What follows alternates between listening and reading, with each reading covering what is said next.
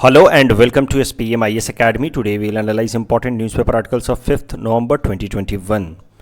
Please note you can download the PDF version of today's newspaper analysis by clicking the link given in the comment section. You can also download September 2021 magazine from our website spmisacademy.com. तो आज का newspaper analysis session लेने से पहले let us briefly discuss about the result published by APSC today, APSC result of CCE 2020। तो आप सबको I hope पता होगा कि जो प्रीलिम्स एग्ज़ाम 12 सितंबर को हुआ था उसका रिज़ल्ट आ गया है।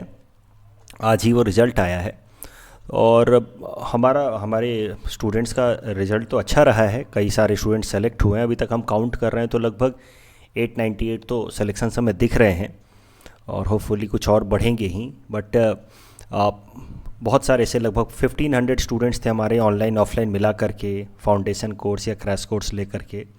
उनमें से लगभग 900 स्टूडेंट्स पास हुए हैं। 600 स्टूडेंट्स उनको असफलता भी मिली इसी पहले स्टेज पे। दोनों ही तरह के स्टूडेंट्स, आप दोनों को मैं एक मैसेज देना चाहता हूँ, जो यहाँ सक्सेसफुल हुए हैं पीटी में या जो किसी कारण से यहाँ पे सक्सेसफुल नहीं हो पाए हैं, दोनों के लिए एक मैसेज है। होपफुली मैं अपना मैसेज आपको सही तरीके से कन्वे कर पाता हूँ। देखते हैं। तो देखिए, जो सक्सेसफुल हुए हैं इस बात को ध्यान रखिए कि ये it's not end of the game, right.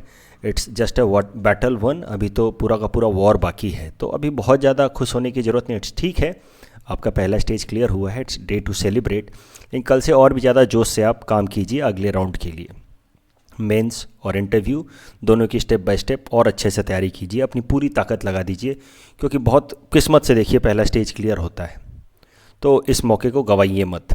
और जिन स्टूडेंट्स का क्लियर नहीं हो पाया है किसी भी कारण से, जैसे हमारे भी लगभग 500 लगभग स्टूडेंट्स हैं जिनका नहीं हो पाया। कई सारे लोगों से आज बात हुई मेरी, और जब मेरी बात इस ऐसे स्टूडेंट्स से होती है जिनका सिलेक्शन नहीं होता, तो आई फील लाइक ये आपका फेलियर नहीं, मेरा पर्सनल फेलियर है। आप दुखी होते हैं, कुछ रो रहे हैं। देखिए, आप समझिए this is not end of the world. ऐसा नहीं है। दूसरा मौका जल्दी मिल जाएगा और भगवान चाहेंगे तो अगले बार आप और अच्छे से तैयारी करके अच्छे रैंक के साथ पास होंगे। और इस एक पर्टिकुलर फेलियर से अपने आप को जज भी मत कीजिए कि मैं बहुत बुरा हूँ, आई डिज़र्व दिस। ऐसा नहीं होता है। बहुत बार हम लाख कोशिशों के बावजूद भी या हमारे टैलेंट के बावजूद भी चीज़ें वैसे नहीं होती हैं the way we want it to be और the way we deserve it to be. For example, अब देखिए ना, अब जैसे T20 वर्ल्ड कप चल रहा है, तो हमारी जो इंडियन क्रिकेट टीम है, क्या इतनी ख़राब है क्या? हम पाकिस्तान से इतने बुरी तरीके से हार गए, न्यूजीलैंड से इतने बुरी तरीके से हार गए, तो हम नहीं है ना इतने ख़राब। हमारे पास विराट कोहली जैसा बैट्समैन है, बुमराह है, बॉलर। आई होप अगर आप क्रिकेट देखते हैं तो ये बात समझते हैं। मुद्दा ये है कि अगर आप नाकामयाब हो गए पहले स्टेज पे, तो इसका मतलब ये नहीं कि आप ख़राब हैं और आप दोबारा कामयाब नहीं हो सकते। कभी कभार चीज़ें वैसे नहीं होती हैं। It does not move the way we want it to be. इस बात को बस समझिए, और भगवान चाहेंगे तो अगले बार फिर हमारे हिसाब से काम होगा। अगर हम अच्छे से काम करेंगे तो कभी ना कभी तो किस्मत हमारे साथ होगी ना। ऐसा तो नहीं कि हमारी टीम हमेशा ऐसे ही ख़राब खेलेगी, कभी तो वापस जीतेगी, राइट। वैसे ही अगर आपको नाकामयाबी मिली है इस स्टेज पे, तो हौसला मत हारिए। ठीक है, बुरा लग रहा होगा, आई कैन अंडरस्टैंड, लेकिन हौसला मत हारिए। हमसे जितना सपोर्ट होगा हम तो करेंगे ही आपको, आगे भी, अगले राउंड के लिए भी, अगले साल के लिए भी।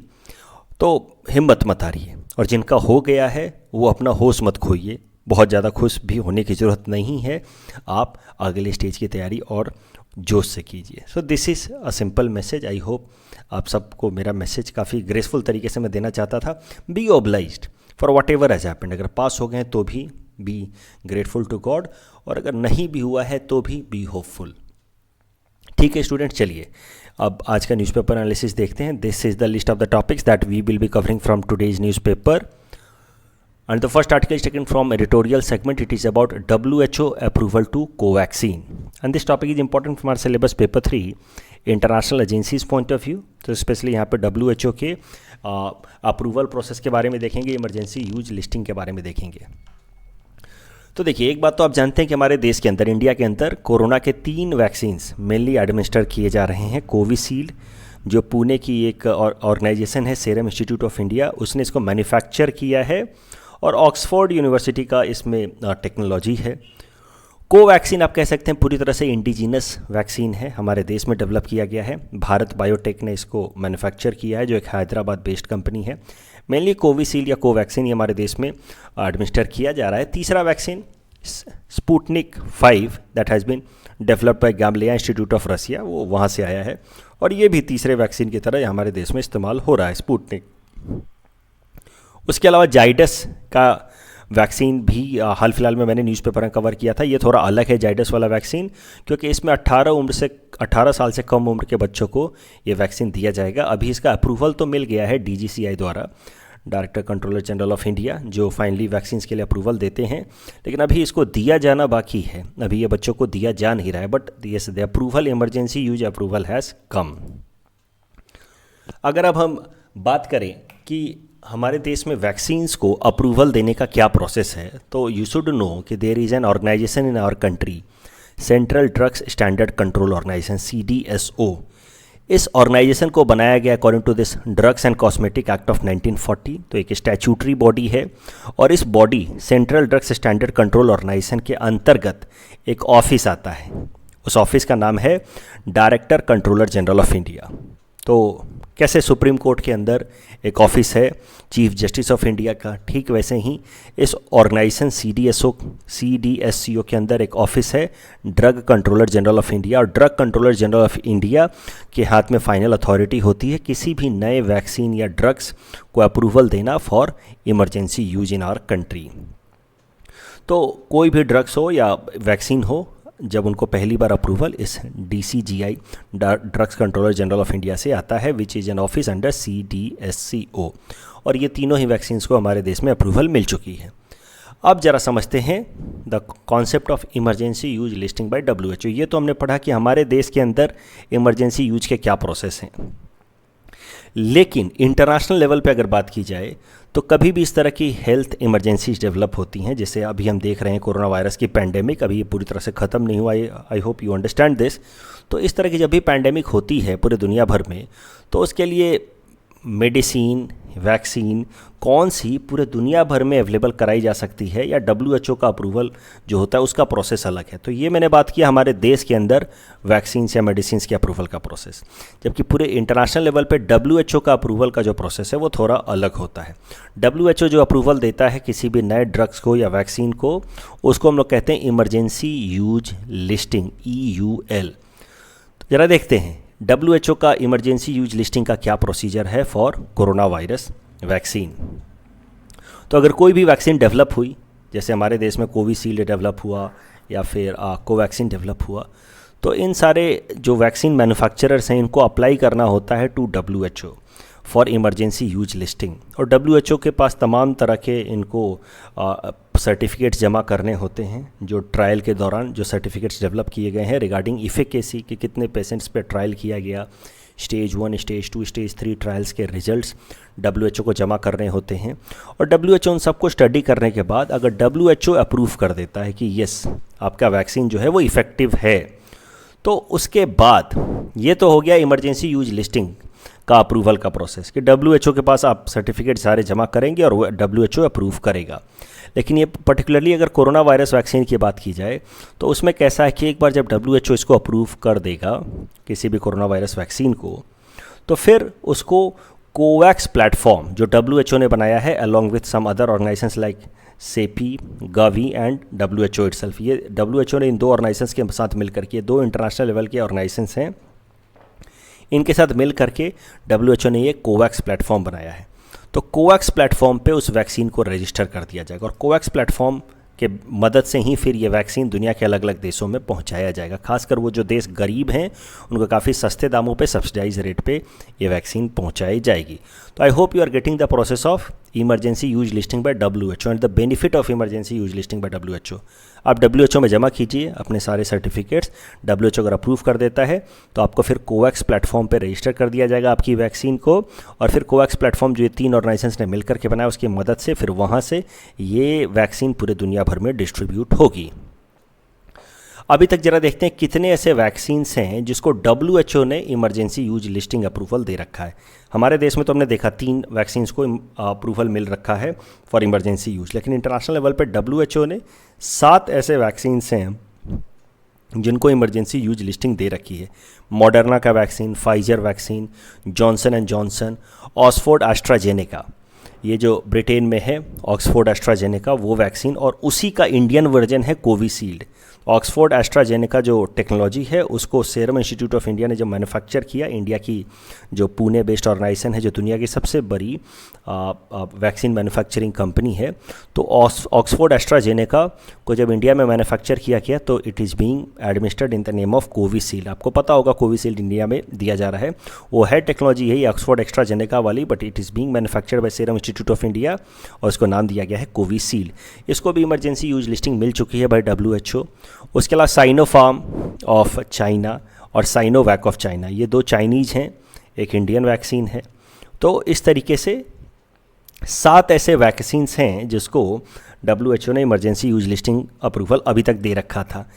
इमरजेंसी यूज लिस्टिंग से फ़ायदा क्या होता है किसी भी वैक्सीन को?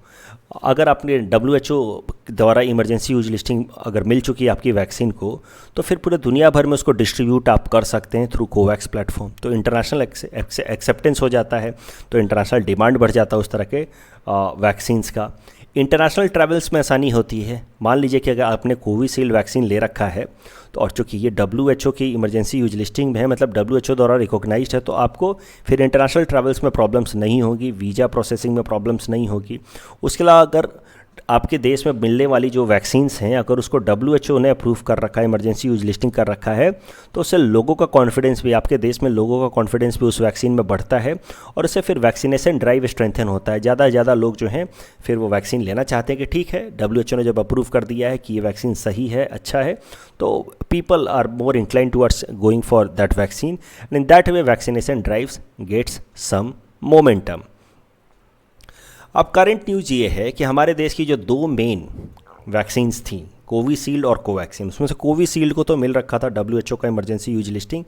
जो दूसरा वैक्सीन है कोवैक्सीन, उसको भी अब WHO ने इमरजेंसी यूज लिस्टिंग में शामिल कर दिया है। WHO ने कहा है कि उसने स्टडी की है कोवैक्सीन की, and it has found 77.8% effectiveness of this Covaxin against symptomatic कोविड-19 पेशेंट्स, तो which is a quite significant number, और इस कारण से इसको इमरजेंसी यूज लिस्टिंग कर दिया गया है। तो इससे फ़ायदा क्या होगा कि जो भी कोवैक्सीन, जिन लोगों ने हमारे देश में कोवैक्सीन ले रखा है, अब उसको इंटरनेशनल ट्रैवल करने में या वीज़ा एप्लीकेशन में कोई ख़ास तकलीफ नहीं होगी। उसके अलावा कोवैक्सीन भी अब इस कोवैक्स प्लेटफॉर्म की मदद से पूरे दुनिया भर के अलग अलग देशों में बेचा जा सकता है। कोवैक्सीन, आपको जानना चाहिए कि it is completely indigenous vaccine. तो इससे कैसा है कि it is matter of pride also, कि दुनिया के बहुत कम देश हैं जिन्होंने खुद का वैक्सीन बनाया है। उसमें हमारा भी एक देश है जिसने खुद के पूरी तरह से इंडिजिनस वैक्सीन बना लिया है, और अब उसको WHO ने भी अप्रूव कर दिया है फॉर इमरजेंसी यूज लिस्टिंग। इस टॉपिक के बेसिस पे ये प्रीलिम्स प्रैक्टिस क्वेश्चन हमने आपको दे रखा है। Please attempt this question and you can submit the answer in the comment section. The next article is taken from international segment. It is about denial of airspace by Pakistan, and this topic is important from our syllabus paper 3 international relations point of view. सबसे पहले समझते हैं air space होता क्या है। तो देखिए, किसी भी देश की टेरिटरी के, जैसे हमारा ये देश है उसकी टेरिटरी, ये लैंड के ऊपर वाला जो एरिया है, एटमॉस्फेयर वाला एरिया, उसको हम लोग कहते हैं उसका air space. This air space is controlled by the government of that territory. तो जैसे ये हमारा देश है, हमारा लैंड, उसके ऊपर का जो एटमॉस्फेरिक एरिया है, एटमॉस्फेरिक स्पेस है, उसको हम लोग अपने देश का एयर स्पेस कहते हैं, और इसके ऊपर कंट्रोल हमारे देश की सरकार का होगा। ठीक वैसे ही पाकिस्तान की टेरिटरी के ऊपर वाला जो स्पेस है वो पाकिस्तान का एयर स्पेस होगा, और उस पर कंट्रोल पाकिस्तान की सरकार का होगा। अब कितनी हाइट तक एयर स्पेस माना जाता है किसी भी देश का, कितनी ऊंचाई तक, इसके लिए कोई इंटरनेशनल लॉ है नहीं वैसे। लेकिन अगर एक दूसरा इंटरनेशनल लॉ देखा जाए, आउटर स्पेस ट्रीटी, जो 1967 में साइन किया गया था, तो आउटर स्पेस ट्रीटी डिफाइन करता है कि आउटर स्पेस क्या चीज़ होती है, और आउटर स्पेस माना गया है कि पूरे दुनिया भर के लिए वो कॉमन रिसोर्स है। तो ध्यान से समझिए, आपका ये देश है, मान लीजिए अमेरिका, ये इस अमेरिका से आप 100 किलोमीटर की ऊंचाई तक जाते हैं, 100 किलोमीटर की ऊंचाई तक जाते हैं, तो यहाँ पे आपको मिलेगा कर्मन लाइन, और कर्मन लाइन जिसको हम लोग कहते हैं 100 किलोमीटर की ऊंचाई पे, उसके बियॉन्ड हम कहते हैं कि हम आउटर स्पेस में आ गए हैं। और आउटर स्पेस पूरे दुनिया के लिए कॉमन है, इसमें कोई ये नहीं कह सकता कि ये वाला स्पेस मेरा, ये तुम्हारा। लेकिन हाँ, आउटर स्पेस से जो नीचे वाला एरिया है, यानी कि 100 किलोमीटर से जो नीचे वाला एरिया है, वो माना जा सकता है कि जिस देश के ऊपर वो एरिया है, वो स्पेस है, वो उस देश को बिलोंग करता है, वो उस देश का एयर स्पेस कहा जा सकता है। तो मुद्दा ये है कि हमारा ये देश इंडिया, इससे आप ऊपर जाते जाएं, हाइट पे जाते जाएं, तो माना जाएगा कि इंडिया का एयर स्पेस। अब कितने हाइट तक एयर स्पेस होगा इंडिया का, उसके लिए कोई लॉ नहीं है, लेकिन हाँ 100 किलोमीटर ऊपर, जिसका जहाँ पे हमने माना कि कर्मल लाइन है, वहाँ से के बाद आउटर स्पेस शुरू हो जाता है according to outer space treaty. और आउटर स्पेस सबको कॉमन है, इसलिए माना जा सकता है कि किसी भी देश का जो एयर स्पेस है वो उसके देश के सरफेस से 100 किलोमीटर की ऊंचाई तक होना चाहिए। So one new concept you got here, Carmel line. Carmel line 100 kilometre from the territory of a country beyond which outer space starts.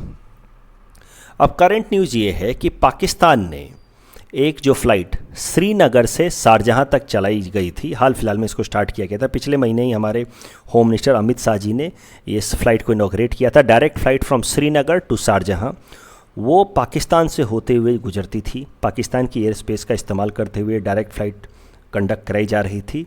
Pakistan ने अब इस फ्लाइट के लिए एयर स्पेस डिनाई कर दिया है। मतलब पाकिस्तान ने कहा है कि ये जो श्रीनगर टू शारजाह की डायरेक्ट फ़्लाइट है वो हमारा एयर स्पेस इस्तेमाल नहीं कर सकती। अब इस कारण से इस श्रीनगर की फ़्लाइट को, श्रीनगर टू शारजाह की जो डायरेक्ट फ़्लाइट है, इसको ऐसे घूम करके जाना होगा। ये गो फर्स्ट की फ़्लाइट थी, काफ़ी सस्ते दाम पे चलाई गई थी, उम्मीद की जा रही थी कि इससे दोनों देशों की कनेक्टिविटी बढ़ेगी। लेकिन जब घूम करके जाना होगा और ये ऐसे गुजरात से होते हुए, फिर ये पर्शियन गल्फ़ होते हुए ऐसे जाना होगा, बे ऑफ बंगाल, अरेबियन सी और पर्शियन गल्फ़ होते हुए ऐसे घूम करके जाना होगा। तो जो पहले टाइम लगता था लगभग 3.5 घंटे, वो बढ़ करके 4.5 घंटे हो जाएंगे। और नेचुरली कॉस्ट भी बढ़ जाएगा इस फ्लाइट का। तो जो मेन पर्पस था कि श्रीनगर से शारजाह तक का लो कॉस्ट कनेक्टिविटी प्रोवाइड किया जाए, वो पर्पस डिफीट हो रहा है because of the denial of air space by Pakistan. The next article is taken from environment segment. It is about one sun, one world, one grid. And this topic is important from our syllabus paper 3 international relations point of view.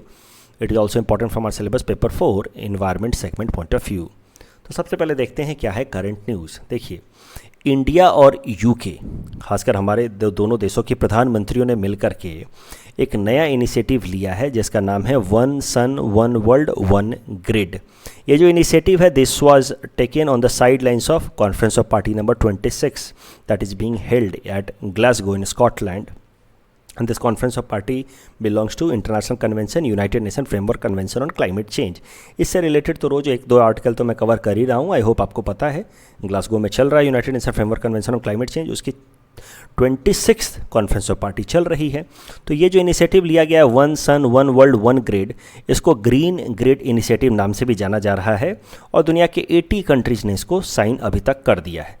समझते हैं क्या है this one sun one world one grid initiative. अगर आप इस image को देखें तो इस इमेज से आपको पता चल जाएगा कि पूरे दुनिया भर के अलग अलग जगहों पे जहाँ पे अच्छी खासी सोलर एनर्जी आती है, उस सोलर एनर्जी को कन्वर्ट किया जाए यूजेबल फॉर्म में और उसको एक ऐसे ग्रिड से कनेक्ट किया जाए जो ग्रिड पूरे दुनिया भर को कनेक्ट करे। मतलब यहाँ पे एनर्जी आए तो भी पूरे दुनिया भर में ट्रांसपोर्ट कर दी जा सके, यहाँ एनर्जी आए तो पूरे दुनिया भर में ट्रांसपोर्ट कर दी जाए। तो this is the concept of one sun one world one grid. पूरे दुनिया भर के लिए तो सन एक ही है हमारे लिए। अब हम अपने धरती पे अलग अलग जगहों पे इस तरह के सोलर पैनल्स लगा करके सोलर एनर्जी को यूजेबल फॉर्म में कन्वर्ट करें और फिर उसको अलग अलग जगहों पे ज़रूरतों के हिसाब से उसको ग्रिड, कनेक्टेड ग्रिड के थ्रू ट्रांसपोर्ट किया जाए in a seamless manner across the border. That is the concept of this one sun one world one grid. इसका फ़ायदा क्या होगा? देखिए, सोलर एनर्जी कितनी सारी रिलीज होती है इसका अंदाज़ा आपको लग जाएगा। कभी भी सोलर एनर्जी पे सवाल आ जाए कि सोलर एनर्जी को टैप करना क्यों ज़रूरी है, तो इस तरीके का आप इंट्रोडक्शन लिख सकते हैं। देखिए, सोलर एनर्जी प्रोड्यूस्ड वो कितना ज़्यादा होता है समझिए। All the energy humanity uses in a year is equal to the energy that reaches the earth from the sun in single hour. तो एक घंटे में सन जितना एनर्जी हमारे अर्थ पे भेज देता है, फॉरगेट अबाउट कि सन कितना एनर्जी रिलीज करता है, वो तो बहुत ज़्यादा होगा, लेकिन एक घंटे में सन जितना एनर्जी हमारे अर्थ पे देता है उतनी एनर्जी से हमारे पूरे साल भर का, अर्थ के पूरे साल भर का पावर रिक्वायरमेंट फुलफिल हो सकता है।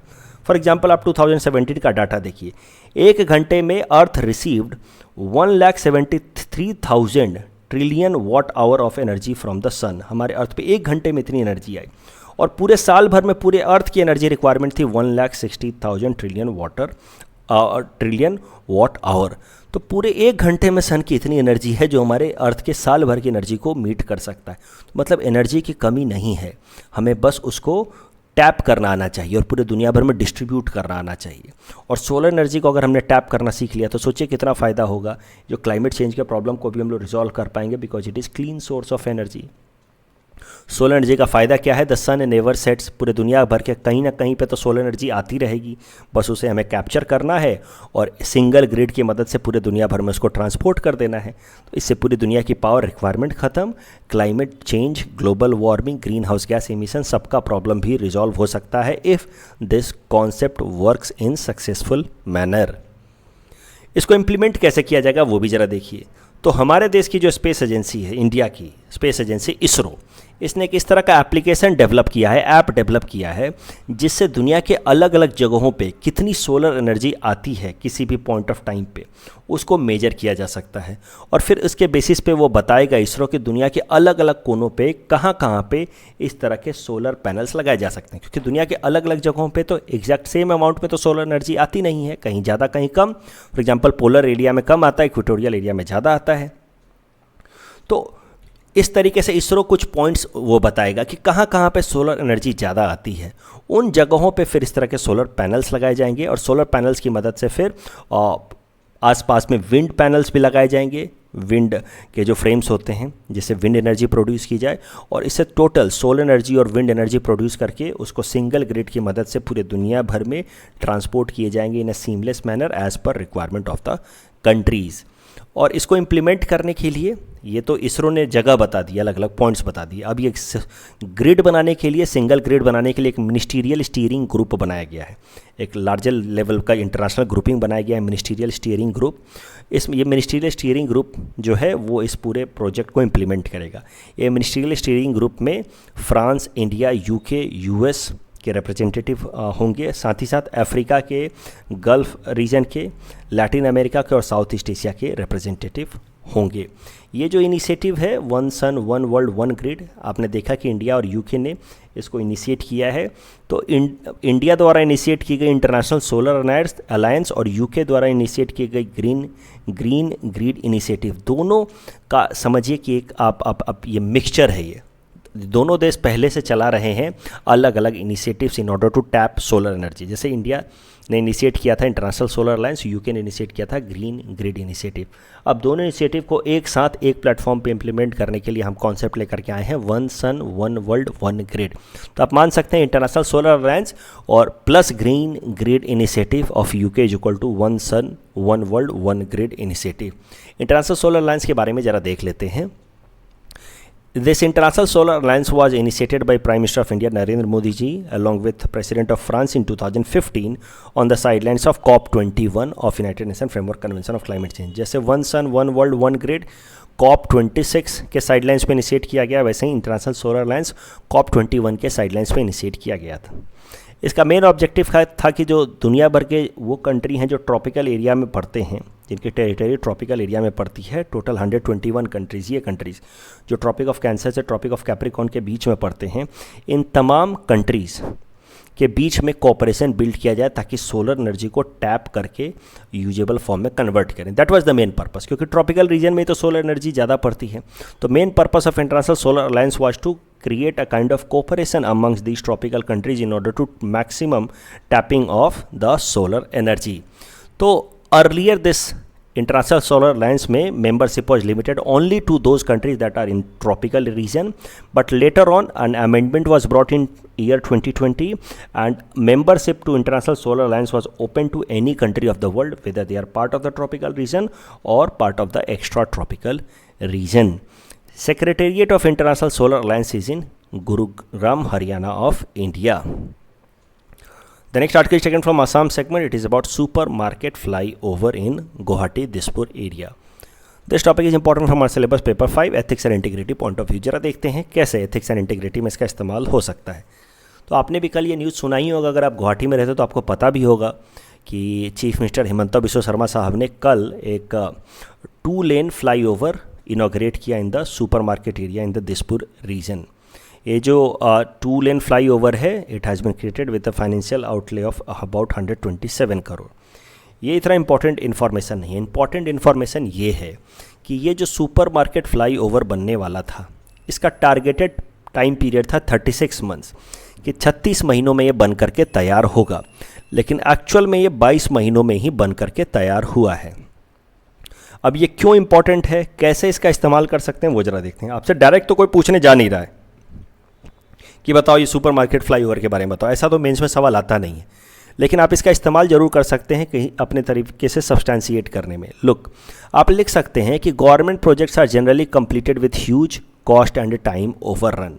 कोई भी सरकारी प्रोजेक्ट होता है उसमें आप जनरली देखते हैं कि जो भी इनिशियल बजट होता है उस प्रोजेक्ट का, जो इनिशियल टाइम लाइन डिसाइड किया जाता है, उसको बुरी तरीके से एक्सटेंड कर दिया जाता है। 3 साल का प्रोजेक्ट 13 साल में कंप्लीट होता है। वो प्रोजेक्ट 30 करोड़ का होगा, 300 करोड़ में कंप्लीट होता है। इसको कहते हैं cost and time overrun.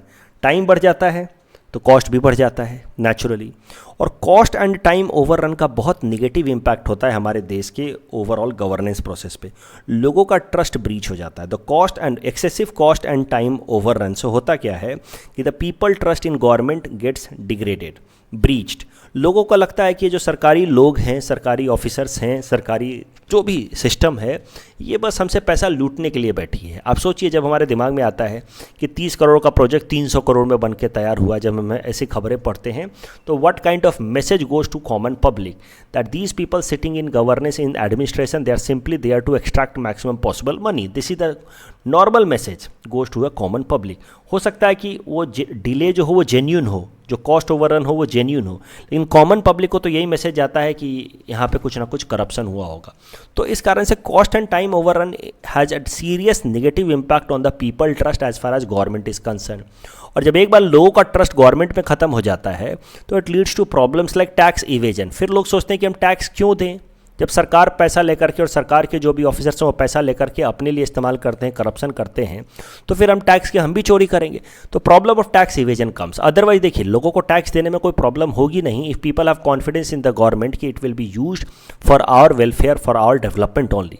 This is what Economic Survey 2018 had highlighted कि people do not want to pay tax in India because they feel that this is not a tax, this is tribute। हम हफ्ता दे रहे हैं, चंदा दे रहे हैं, क्योंकि ये हमारे लिए तो इस्तेमाल होना नहीं है।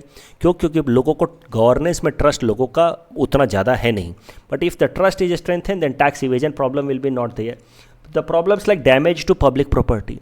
लोगों को लगता है कि हम अलग हैं, हमारी संपत्ति, हमारी प्रॉपर्टी अलग है, सरकारी संपत्ति अलग है, और इसी कारण से जब भी भीड़ को मौका मिलता है, जब भी भीड़ जो एजिटेटेड रहती है तो सरकारी संपत्ति को डिस्ट्रॉय करने लगती है, सरकारी बस को जलाने लगती है, क्योंकि लोगों को लगता है कि हमारी नहीं है, सरकार अलग है, हम अलग हैं, क्योंकि वो पैसा खाते हैं, हम अलग हैं। सो that is a kind of tendency. Free Riders problem. लोगों को चाहिए होता है कि हर चीज़ हमें फ्री में दो। उनको लगता है कि हमसे वैसे भी लूट रहे हो तुम, बाकी सब लूट रहे हैं तो हम क्यों ना लूटें। Poor participation in election. लोग इलेक्शन में पार्टिसिपेट नहीं करना चाहते, उनको लगता है कि अरे क्या फ़ायदा है, हर प्रोजेक्ट में तो ऐसे ही करप्शन होता है। So that is the problem associated with cost and time overrun, and cost and time overrun should be avoided as much as possible. और इसी चीज़ पर ध्यान दिया अभी हिमंता बिस्वा शर्मा साहब ने।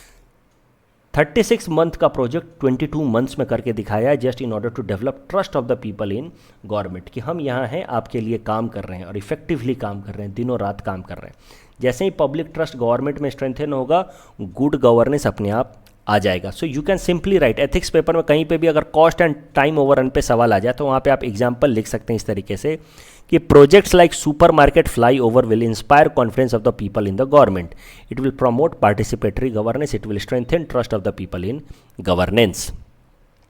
कल जो हमने आपको प्रैक्टिस क्वेश्चन दिया था उसका आंसर देख लेते हैं। लीडर्स डिक्लेरेशन और रिगार्डिंग डिफॉरेस्टेशन, इससे रिलेटेड कौन कौन से स्टेटमेंट्स हैं। Aims and ending reversal of deforestation by 2030। So this statement is wrong. India is signatory to the declaration. India is not signatory to declaration. तो both statements are wrong. पर चूंकि ये सवाल पूछा है which of the following statements are not true, तो not true तो दोनों ही सही नहीं है, इसलिए correct answer will be option C, both. Coalition for Disaster Resilient Infrastructure. It aims to promote resilience of new and existing infrastructure. Absolutely correct. The CDRI was launched by the Prime Minister of India at United Nations Climate Action in 2019. Absolutely correct. So the both options are correct. Correct answer will be option C. That's all from our side for today. Thanks for watching.